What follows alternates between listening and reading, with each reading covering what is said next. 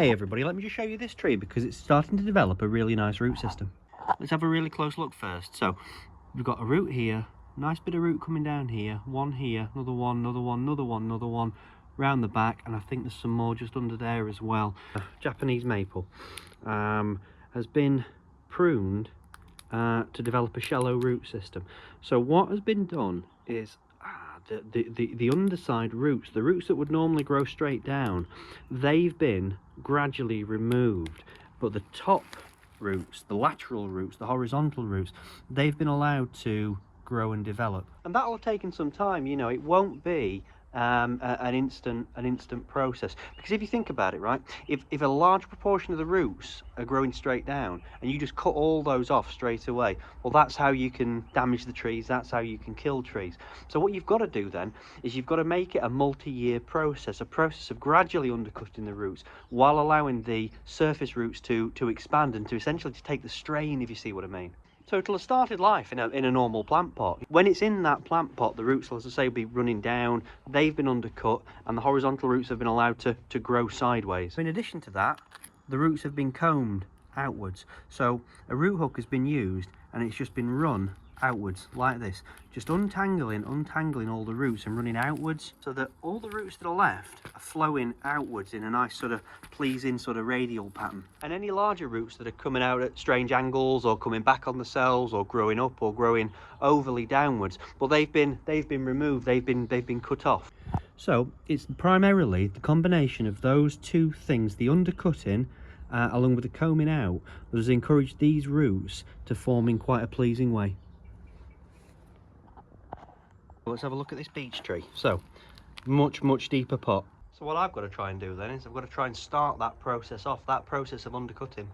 You know, the thing is, these only arrived last year during the summer, so really I haven't got a clue what the root system is actually going to be like. So it's in a really heavy sort of muddy sort of clay soil. Now can you see that strongly pointing downward root that's right in the middle of the screen just there? Okay, so some of that's going to go.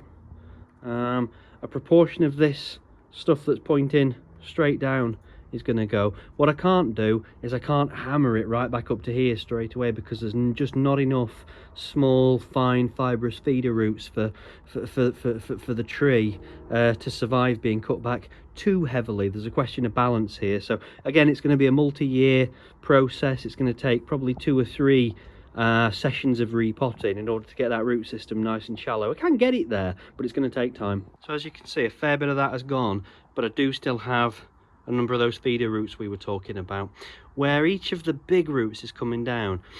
I've only cut back as far as where there are still some of those roots. So look at this big cut here, look. I've cut it to there, but I've still got those little ones there, can you see? Okay, so there we go. It's planted up. I've used an old mica bonsai pot that we had knocking about. Important to say, there was no real need to use a bonsai pot other than the fact I just happened to have one kicking about. You know, you could use an old plant pot or any kind of shallow container, really. Sometimes people rush things into bonsai pots when actually there's no particular reason to do so. And the other thing to say is that I've not tried to reveal any nebari or anything like that. I've planted it really nice and deeply in there, and the reason for that, of course, is I'm trying to encourage smaller roots to come out. So if you think about it, if it was raised up so that you could begin to see the nebari, that would just mean that it was exposed to the air, and therefore you wouldn't get any roots, would you? So by having it deep planted, it encourages the tree then to put out some nice small feeder roots close to the trunk in here, and they'll be the ones that grow horizontally and make that nice nebari in the way we were looking at on the previous tree. Final thought, you have to decide how brave you want to be.